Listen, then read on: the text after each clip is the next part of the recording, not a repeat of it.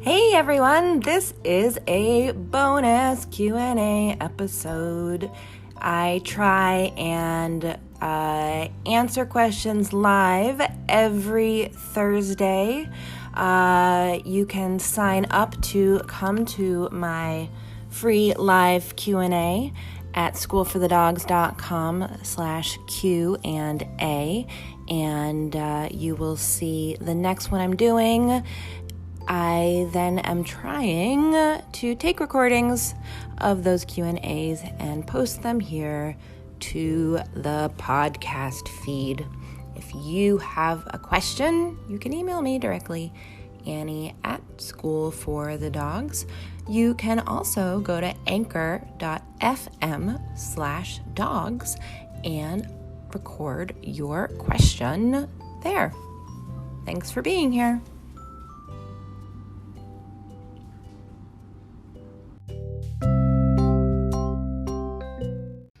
Thank you for joining me, folks. I have two questions here that were submitted. As always, you can join me for these Q&A sessions live in two places, either in the new School for the Dogs app, which is free, and you can get there by looking up School for the Dogs community in the App Store or Play Store, or going to schoolforthedogs.com /community. Or you can join me in webinar format at schoolforthedogs.com /Q&A. And you can submit a question in advance, as some people have done here, at anniegrossman.com /ask. So two questions this week, and they have, there's a common thread in my answers. All right, first one is regarding Wilson, who's currently a School for the Dogs puppy student, but under and is very excited for prep school at School for the Dogs, which is starting next month after graduating from puppy kindergarten. He's very rarely had an accident in our apartment, but given that he was still getting used to going downstairs, upstairs not being a problem, we've always carried him outside to eliminate. We thought we were golden, saying okay once we made it outside and treating right after he eliminated. Wilson's much more confident walking downstairs now, however. We're in a 4th floor walk-up in New York City. On foot, he's having about a 50-50 success rate, holding his bladder until we get all the way downstairs and out the 2 front doors. Any tips for how we can help him out? Because he is getting heavy. They also note that he is eating puppy kibble and treats. His high-value treats are freeze-dried duck and boiled chicken.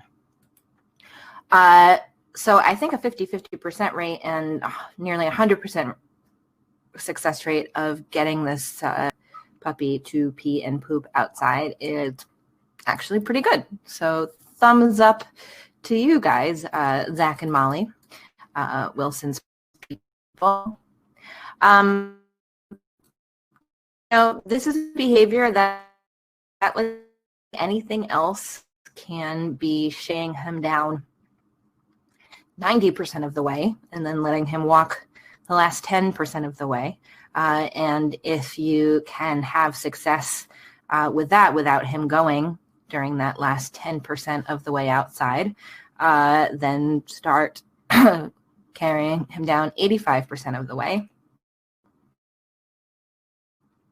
And let him walk the last 15% of the way. 2 other tips. And he's still a puppy. Like, his bladder is going to get stronger. He's still developing. So, it's possible that the excitement of going out combined with his puppy-ish young bladder isn't quite ready to handle being able to go all the way down.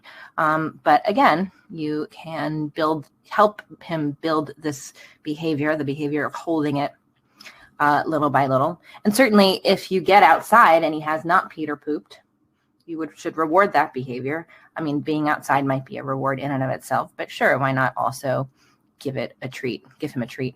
But a couple other tips. One, if he is a fan of peanut butter or anything else that you can put in a liquid treat dispenser, which we do have at storeforthedogs.com and in our shop. Maybe you already have one, Zach and Molly. You could put anything lickable in the treat dispenser. Cream cheese, I don't know, Cheese Whiz, liverwurst, but peanut butter is a good option. I would kind of like, as soon as you put him down, give him a squeeze of peanut butter, and you can even kind of lead him out the door with some peanut butter, because, you know, if he's focused on a mouthful of peanut butter, he is going to be less likely to focus on emptying his bladder. Just like humans, hard to eat peanut butter and pee or poop at the same time. Not something I personally tried. You know, it doesn't even have to be peanut. Like, they have to work on it in their mouths a little bit, and he doesn't have to like stop to chew and swallow it. You can just kind of like squeeze, lead him out, have him follow the tube as you go out. My second tip would be to get him very used to being in a bag.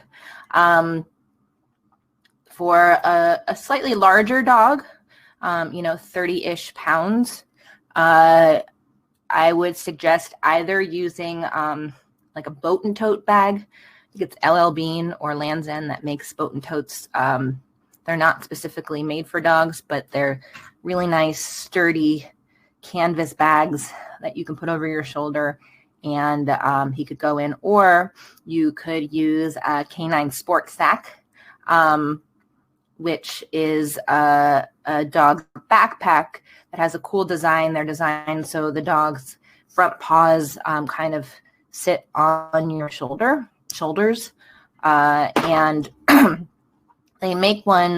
There are lots of different models of canine sport sack. We also do carry the canine sport sack at our East Village shop and online. The trainer is a really nice one to start with because it's the least expensive one. You can use it to get him used to being in a bag, make sure it's the right size. They make kind of these like blocks that look kind of like foam yoga blocks that you can put in the bottom of them to help ensure it is a good fit.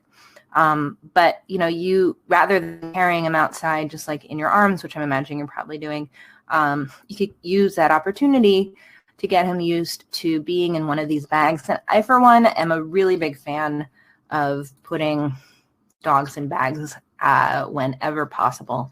I think it can help them, it can help you just spend more time with your dog, because if you have a dog who is comfortable in a bag, you can bring your dog more places with you, and that means that you guys can hang out more together. So those are the two kinds of bags that I would suggest you look at. And so, you know, and it's a nice opportunity whenever you're going out to practice him getting used, for him to practice getting used to just existing in the bag. And again, you don't have to carry him down the entire way in the bag. You could stop, at the end of the third flight of stairs. Lastly, of course, you can teach him that there is an okay place to go inside. With my new dog, Poppy, I've been using like a little grass patch with her inside. I've also been using wee pads sometimes, partially because she seems like she really doesn't like the cold.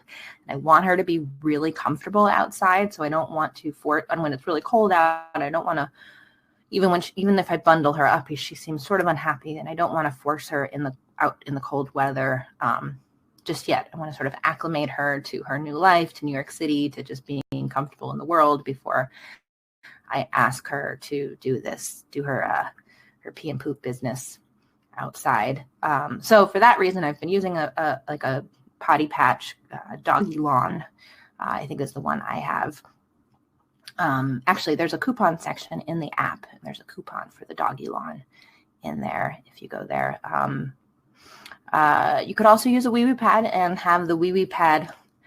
You can teach a dog that they can go on the wee pad when the wee pad is down, but not other times. And that's also an option. I think it's okay to teach a dog, especially if you live in a building where it's going to take 20 minutes, or I'm exaggerating, but it could take you 10 minutes to get out of your building if you live in on a high story, for example, and you have to wait for the elevator, or if you live up 4, 5, 6 flights of stairs, as many people do in New York City.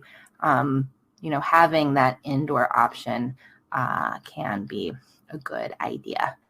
But don't worry too much. He's still a really young pup, and I think you're doing pretty well. And his bladder is going to get stronger. Oh, my last suggestion was going to be to maybe try switching up his food. Puppies do need puppy food, so you could keep giving him that puppy kibble for like one meal, but maybe for the other meal, try a less processed, frozen or fresh food. In my experience, the closer you go to giving your dog like whole foods that are, closer to what they originally were, less processed foods, the better it runs through their body, the less waste it produces, and the less pee and poop it produces. So usually dry food or even canned food, in my experience, makes dogs pee and poop more than a fresh or like high quality frozen or even dehydrated or freeze dried food. We love Evermore at School for the Dogs. It's the only brand of food that we carry. It's a frozen food. Actually, I do have a podcast episode that I did with Hannah, one of my good friends, and she's the owner, of Evermore. It's what I have fed my dogs for years. But there are other good brands too. Nom Nom Now, or I think it's just called Nom Nom Now, is one I've used. Farmer's Dog is one that's out there. So there's plenty of brands of food now that are good options. And really, if you go to the like frozen section of the pet store, you'll find Stella and Chewy's and Instinct. All of those foods, I'm gonna guess, are gonna make your dog pee and poop less. All right, our second question comes from Angela, who actually lives in Scotland. Hello, Angela, over the ocean. She has a Romanian rescue mix, perhaps some collie in her, small to medium size. Angela writes, I've recently adopted a Romanian rescue. She's 5 months old and absolutely petrified of the world. Inside the house, she's really good, seems very relaxed. However, is still trying to get used to the cat, which is a whole other stress for me. If it's a stress for you, Angela, it's probably a stress for her too. However, outside, every little noise frightens her. Going out in the garden to do her business is 3 seconds long. She doesn't enjoy it unless it's the middle of the night when all is quiet and walks are painful to both of us. She whines to turn back for about half the journey and is so frightened of every car, person, or anything really that we come across. She has learned some commands quite quickly, but anything she's learned goes out the window when we go outside. I know it will take some time for her to get used to everything with her being in kennels for such a young age, but I want to make sure I do everything correctly by her.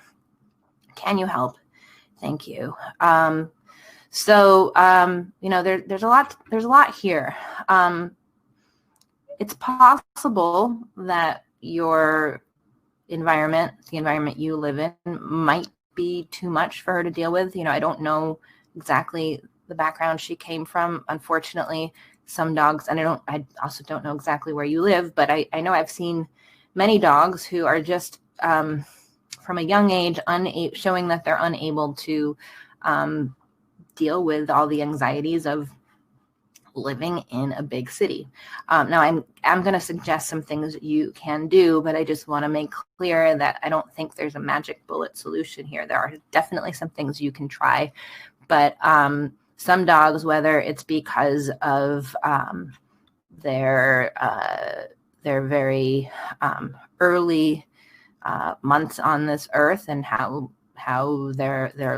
they were treated or how they lived during that time, or like the things that they weren't exposed to, or because of just like, the cocktail of chemicals they were born with, or because of epigenetics. There are genes that can turn on and off because of stressors, even stressors that could have happened to the mother while the mother was pregnant. I mean, there's any number of reasons why a dog might be highly anxious, and a highly anxious dog might be triggered by things that you can't necessarily control, and it's possible that training might not help. However, there are certainly some things that you can try before you resort to, for example, talking to a veterinary behaviorist about medications, or finding a home that's in an environment that will be less stressful for the dog.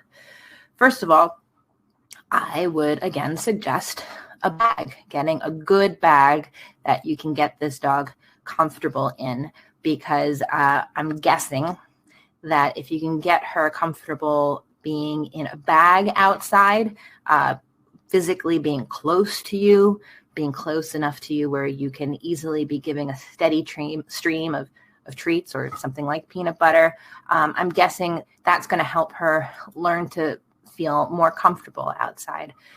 It's going to help her feel less like at the mercy of all things outside. I think being tethered outside, on a leash with a collar, like for a lot of dogs, easy to imagine that being on a leash and collar is a stressful enough thing. And being on a leash and a collar outside on the crazy streets can be asking a lot. So she might feel safer if she is just very physically close to you. What you can do is, bring her to a park bench and just sit on a park bench and feed. I would give her as many of her meals as possible in that way. Now, it's possible that she's going to be so terrified outside that she won't be able to eat. That's good information for you. I mean, that might point to some of the things I was saying before, that, rehoming might be the answer, or medication might be the answer. But before you consider those things, and if she is really too terrified to eat outside, then try going out at 3 a.m. Try going out at going to the least crazy place you can possibly think of, and build up from that. But the more meals and the more treats you can give her outside at this point, the better. And I wouldn't even focus too much on getting her to pee and poop outside, because we first just want to have her feel comfortable existing outside.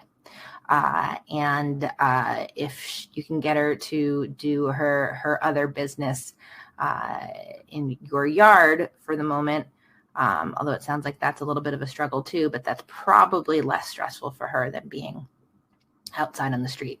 If being outside on the street is too much, you could, of course, also feed her meals in the yard. Now, there are remedies, or sort of things that you can do from the outside in order to try and help her. You might have heard of the Thunder shirt, which is something that can reduce anxiety in some dogs. It's like a very tightly fitting shirt. Thunder shirt is a brand name, but you could probably also just use like a small child shirt. I've even seen people wrap their dogs with ace bandages. For whatever reason, that kind of pressure all over a dog's body can be very soothing to some dogs. so it could help. There's also dog appeasing pheromone, often called DAP. Adaptil is a brand. We also do carry that in our online store in our shop in Manhattan. They make a spray that you can put on like a bandana and put it around your dog's neck. You could put it, they also make like a collar. I think they make a collar, they make like room diffusers. DAP is a pheromone that resembles the pheromone in dog mother's milk, and it can be very soothing to some dogs. So that is certainly something else that you can try. Lavender collars as well. There's a company called Calming Collars, I think it's called, that makes lavender-filled collars. Lavender also can be very soothing. So these are things that, these are things that you could try, might not make a difference, but it could. Rescue Remedy is also like a homeopathic drops that some people give their dogs. So all things worth giving a go. Worst case scenario, you try them all at once and then you're not sure which one works, and you can work backwards from there. Best case scenario, it's clear right away which thing works, if any. But again, we always want to make sure we're focusing on how a dog is feeling, especially a dog who is fearful, before we start focusing on teaching them specific behaviors. If she's already feeling and seeming comfortable inside, then inside, I would definitely work on teaching her some basic cues, and even maybe work on teaching just some fun stuff. Teach her, do some clicker training, teach her tricks and silly things as much as possible, because that's going to both build her confidence and it's going to help her feel good about being with you. It's going to help her both feel like she has some kind of control over her environment, right? Clicker training is all about operant conditioning, and it's called operant conditioning because our subject is operating on the environment to produce change. It's also called instrumental conditioning because the animal is instrumental in producing change in their environment. And if you can produce change and you're not just like a victim of your surroundings, that certainly can build confidence. And it's also, if you did nothing but just feed her treats inside and you're not teaching her specific behaviors with cues, et cetera, at the very least, she's still going to be learning that you're a source of good things, that you keep her safe, and that when you're outside with her, then that can, I always think of it like a tea bag. Like you can become the tea bag of good things that is infusing whatever environment you are in with your dog, with goodness, feelings of safety, et cetera, et cetera. Likewise, I'm not sure what you're feeding Ava, but I also would suggest going towards a fresh food, something as whatever you can find that is as least processed as possible, as that might also affect her behavior, just as with people. More processed foods don't always produce the best brain states and the best emotional states. Whole foods could help her just kind of be a little bit more comfortable in the world. But again, as I said in the beginning, not every environment is going to be right for every dog.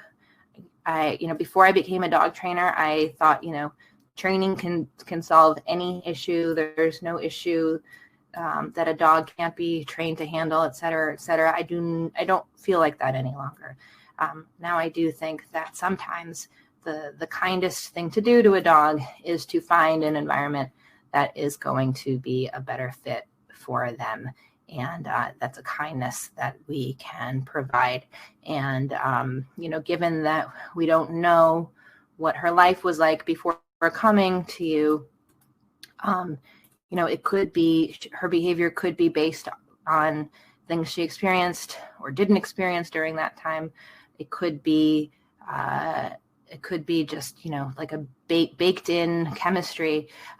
We don't know. So I hope you'll try these things. I hope you'll let me know if you have any success.